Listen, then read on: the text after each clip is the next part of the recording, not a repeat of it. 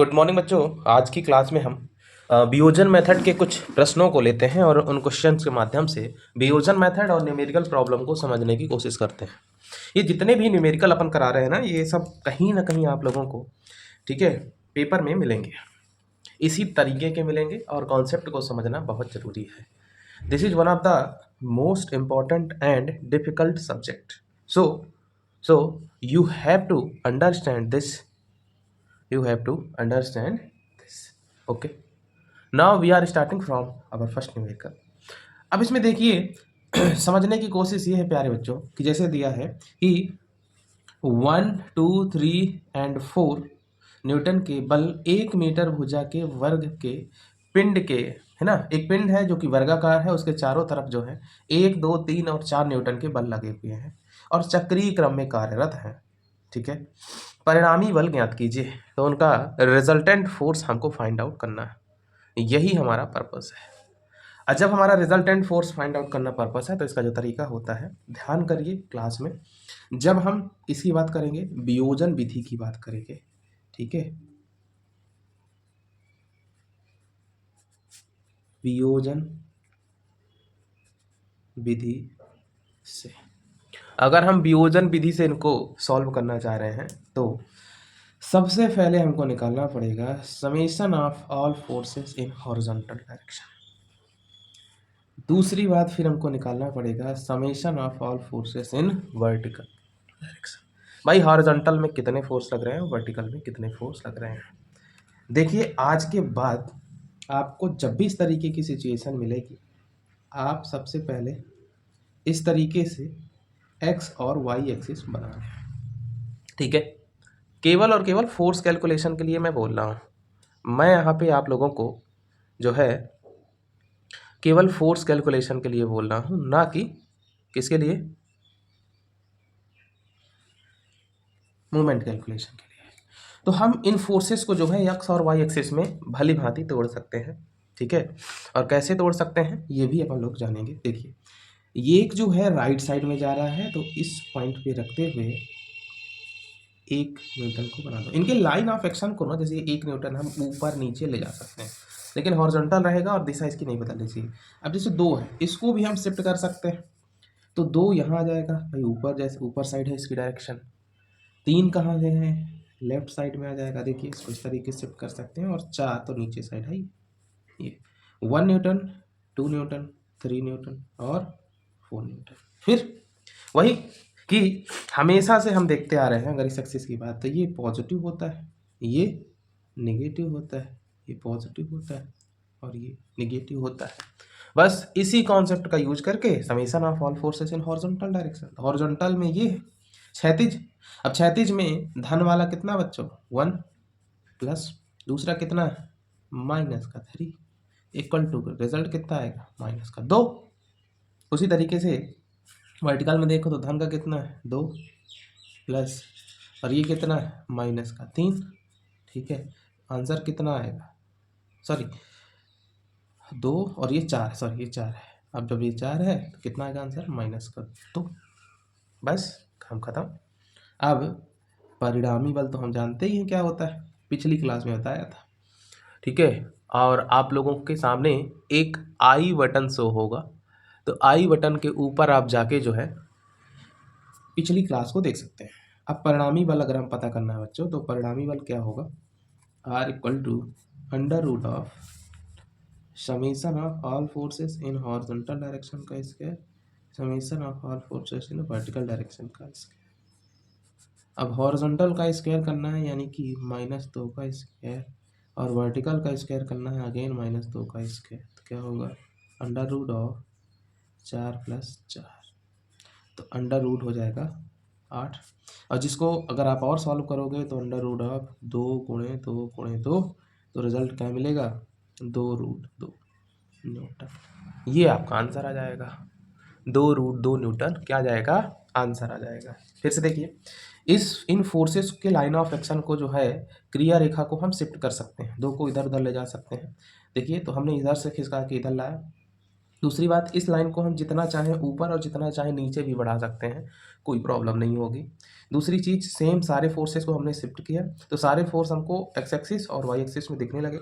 X axis में जो positive होता है, बचपन से हम जो पढ़ते आ रहे हैं उसको पॉजिटिव कंसीडर करेंगे, और जो नेगेटिव होता है जिसको हम बचपन से पढ़ते आए हैं वो नेगेटिव कंसीडर करेंगे, और फाइनली सारी चीज़ें सॉल्व करेंगे।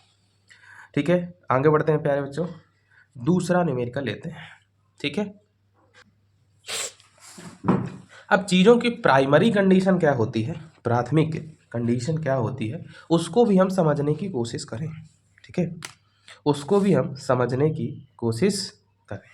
अगर हम उसको समझने की कोशिश करेंगे, देखिए वो क्वेश्चन जो था पुराना वाला केवल और केवल एक्स और वाई में डिवाइडेड था, लेकिन अगर हम इस वाले क्वेश्चन की बात करेंगे तो इसमें दोनों चीज़ें हैं, एक्स भी है और वाई भी है, और इसके साथ साथ ये फोर्स बीच में लगे हुए हैं। और हमने बार बार कहा था कि जब भी फोर्सेस बीच में लगे होंगे उनको हमको एक्स और वाई में तोड़ना पड़ेगा। ठीक है, और तोड़ने का फॉर्मूला जो है अगेन आपको पिछली क्लास में ही मिलेगा। ठीक है, तो या तो आप प्रीवियस क्लास में चले जाओ, लेक्चर नंबर 6 को देख लो, या फिर ठीक है आई बटन में आएगी लिंक, तो सीधे आप 6 नंबर क्लास में पहुंच सकते हो।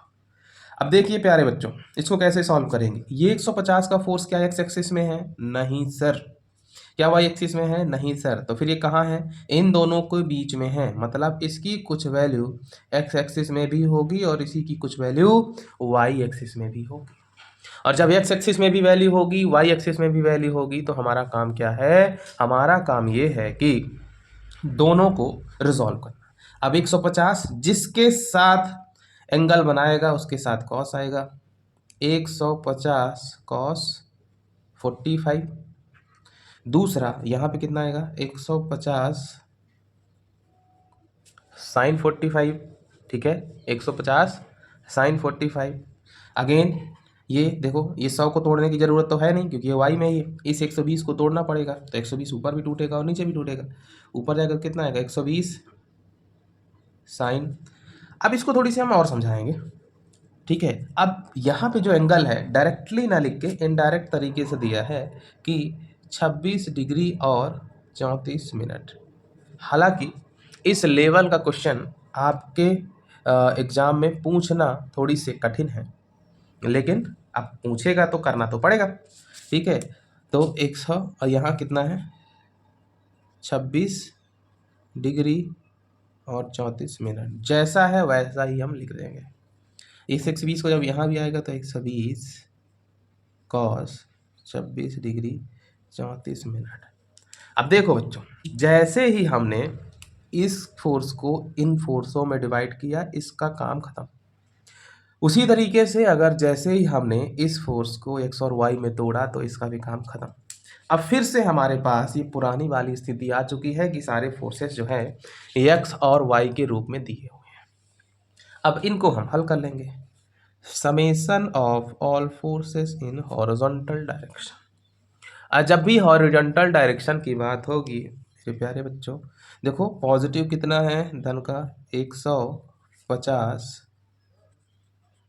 कॉस 45, बस पॉजिटिव तो यही है, माइनस 80 वही साइड है, माइनस 120 कॉस 26 डिग्री 34 मिनट। ठीक है, या तो तुम इसको पहले कन्वर्ट कर लो या फिर कैल्सी की मदद से कर लो। अब मैं कैल्सी में आप लोगों को सिखाता हूँ कि किस तरीके से ये मिनट को भी कंसीडर करके चलना है। ठीक है, देखिए तो हम क्या करेंगे कि इसको बदलने के लिए सबसे पहले अगर ऐसी स्थिति हमारे पास फंसती है, इसके दो तरीके होते हैं, डायरेक्ट कैल्सी से सॉल्व कर सकते हैं और एक दूसरा तरीका है, उसको भी मैं पहले ही बता देता हूँ। ठीक है, जैसे 26 है तो 26 को 26 रहने दो, प्लस जो 34 है, अगर ऊपर एक डैश लिखा है तो ये जो है बच्चों मिनट को बताता है। क्या बताता है? मिनट को बताता है। अब सोचिए कि मिनट को अगर डिग्री में बदलना है तो हम क्या करते हैं? 60 से भाग दे देते हैं और जो भी वैल्यू होगी उसको हम सीधे यहाँ पे यूज कर लेंगे। तो 26 प्लस कितना है? 34/60 ये आ गया 26.56। इसको डायरेक्टली हम यूज करके सॉल्व कर लेते हैं। 150 cos 45 माइनस 80। टेंशन ना लेना, जो कैल्सी वाला पार्ट है उसको मैं अलग तरीके से सिखाऊंगा। एक दिन कैल्सी की क्लास लूँगा और पूरी सारी चीज़ें सिखाऊंगा, क्योंकि आपको बहुत सारी चीज़ें सीखने की ज़रूरत है। 150 cos 45 माइनस 80 माइनस 120 cos 26.566। जो भी आंसर आएगा उसको आप लिख दीजिए। तो आंसर आ रहा है बच्चों -81.264 न्यूटन। यूनिट लिखना बहुत ज़्यादा ज़रूरी है, इसीलिए यूनिट आप ध्यान से ज़रूर लिखें। नेक्स्ट हम कैलकुलेट करेंगे summation of all forces in vertical direction. जब हम वर्टिकल डायरेक्शन के फोर्स लिख रहे हैं तो वर्टिकल डायरेक्शन में देख लो पॉजिटिव फोर्स कौन कौन से आए थे। तो पॉजिटिव फोर्स आया था 150 sin 45 प्लस 120 साइन। मैं इसको ना यूज करके जो रिजल्ट आया था उसको डायरेक्टली यूज कर लेता हूँ। ये डिग्री मिनट ना लिख के कितना आया था 26.566। ये पॉजिटिव पार्ट हो गया, निगेटिव कितना है माइनस का 100। कुछ नहीं है, इसको सॉल्व कर दो। और जैसे ही इसको सॉल्व करोगे 150 sine 45 plus 120 sine 26.566। 150 sine 45 plus 120 sine 26.566 minus 100। तो ये आ जाएगा प्यारे बच्चों 59.73। यूनिट इसकी भी क्या होगी, न्यूटन होगी। अब बचता है रिजल्टेंट फोर्स, और रिजल्टेंट फोर्स के लिए आप लोग जानते ही हो हमारे पास एक जुगाड़ फार्मूला है। तो परिणामी बल क्या होगा, R बराबर under root of summation of all forces in horizontal direction का square all forces in vertical direction का स्क्वायर। ठीक है, इसमें हमारे यूट्यूब चैनल की लिंक है और साथ ही साथ व्हाट्सएप चैनल की भी लिंक है। तो उस लिंक से जाके फॉलो ज़रूर करें, और फॉलो करने के लिए आपको जो है राइट साइड में ऊपर की ओर, फिर से सुनिए, राइट साइड में ऊपर की ओर फॉलो लिखा होगा, उसमें आपको क्लिक करना है। उससे आपके कॉन्टैक्ट भी शेयर नहीं होंगे, और जो भी हमारी नई वीडियो आएगी उसका अपडेट आपको हमेशा मिलता रहेगा। कुछ नहीं है बच्चों, इसमें पूरा हम सॉल्व कर चुके हैं और उसी को यूज करो। -81.264 का स्क्वायर प्लस 59.73 का स्क्वायर, ठीक है, स्क्वायर प्लस -81.264 का square under root of answer. तो 100.855 न्यूटन, ये आपका क्या आ रहा है, रिजल्टेंट फोर्स। क्या रहा है, ठीक है, रिजल्टेंट फोर्स। अब इसमें जो है परिणामी बल के साथ साथ हमसे कोण भी पूछा है, और जब पूछा है तो हमारा निकालना फर्ज बनता है। ठीक है, और हम ईमानदार लोग हैं, फर्ज से पीछे हटते नहीं हैं। ठीक है, तो हम क्या लिखेंगे बच्चों डायरेक्शन के लिए, tan थीटा बराबर summation of all forces vertical upon summation of all forces in horizontal. Forces vertical में कितने आए हैं 59.73, और हॉरिजॉन्टल में कितने आए हैं -81.264। इसको सॉल्व कर दो। 59.73 डिवाइड बाई -81.264 कोष्टक बंद। शिफ्ट के साथ tan लिखोगे तो tan इनवर्स आ जाएगा। उसके बाद ये जो आंसर आया है आंसर में सेव रहता, इक्वल टू करोगे तो इससे जो आ जाएगी थीटा की वैल्यू आ रही है -36.316। तो थीटा को हम क्या करेंगे फाइंड आउट करने के लिए 180 से जोड़ेंगे इसको। जब 180 -36.316 करेंगे तो क्या आंसर आएगा हमारे पास, जो भी आंसर आएगा उसको हमको यहाँ पे लिखना है। क्या रिजल्ट मिलेगा जब जोड़ेंगे तो रिजल्ट मिलेगा बच्चों, ठीक है, इसको जो है मैं यहाँ पे लिख देता हूँ। इसका रिजल्ट आएगा 143.68। देखो आंसर वो भी था, आंसर ये भी है, दोनों में कोई प्रॉब्लम नहीं है, लेकिन आप इस तरीके से करेंगे ज़्यादा फायदे में रहेंगे। ठीक है, आज की क्लास हम यही समाप्त करते हैं। इसी तरीके से धीरे धीरे पढ़ते जाओ, और जो भी बैक वाले बच्चे हैं वो भी सेशन अटेंड करना ना भूलें, जो नए बच्चे हैं वो तो करते ही जाएं। ठीक है, थैंक यू बच्चों।